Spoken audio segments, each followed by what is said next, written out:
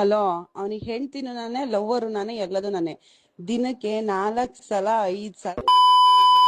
ಅದ್ರಲ್ಲೂ ಏನ್ ಗೊತ್ತಾ, ನನ್ ಗಂಡನ ಔಟ್ ಮಾಡ್ಸೋದು.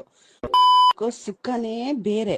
ನೀನ್ ಯಾವಳೆ? ನೀನ್ ಹೋಗಿ ನಿನ್ ಗಂಡನ ಅದನ್ ಬಿಟ್ಕೊಂಡು ನಮ್ಮ ಗಂಡ ಹೆಂಡತಿ ವಿಷಯದಲ್ಲಿ ನೀನ್ ಯಾಕೆ ಬರ್ತೀಯಾ?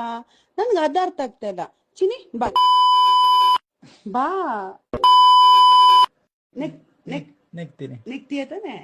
ಲೇ, ನಮ್ಗೇನ್ ರಾತ್ರಿನೇ ಬೇಕಾ?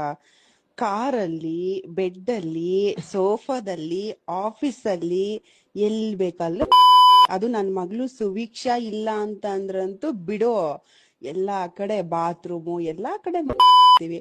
ಅದ್ರಲ್ಲೂ ನನ್ ಗಂಡ ಅಂತೂ ಹಾಚಿದ ಕಿಸ್ ಮಾಡು. Love you. ಇಲ್ಲಿ ಕೇಳಿಲ್ಲಿ, ನೀನು ಇವಳನ್ನ ಇನ್ನೊಂದು ವಿಚಾರ ನಿಂಗೆ ಗೊತ್ತಿಲ್ಲ ನಂಗೆ.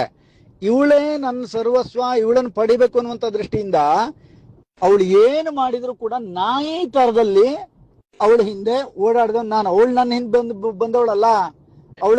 ಅವಳಿಗೆ ಒಮ್ಮೆಲೆ ಬೇಕು ಅಂತಂತಂದ್ರೆ ಚಿಟ್ಕಿ ಹೊಡೆದ್ರೆ 1000 ನಾಯಿಗಳು ಎದುರುಗಡೆಗೆ ಬಬೋ ಅಂತ ಹೇಳಿ ಬರೋಂಥವಿದ್ವು.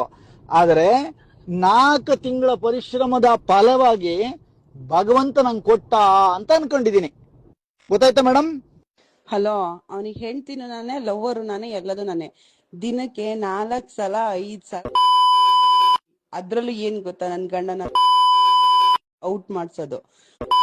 ಸುಖನೇ ಬೇರೆ. ನೀನ್ ಯಾವಳೆ? ನೀನ್ ಹೋಗಿ ನಿನ್ ಗಂಡನ ಅದನ್ ಬಿಟ್ಕೊಂಡು ನಮ್ಮ ಗಂಡ ಹೆಂಡತಿ ವಿಷಯದಲ್ಲಿ ನೀನ್ ಯಾಕೆ ಬರ್ತೀಯಾ? ನನ್ಗೆ ಅದ ಅರ್ಥ ಆಗ್ತಾ ಇಲ್ಲ. ಚಿನಿ ಬಾ ಬಾ.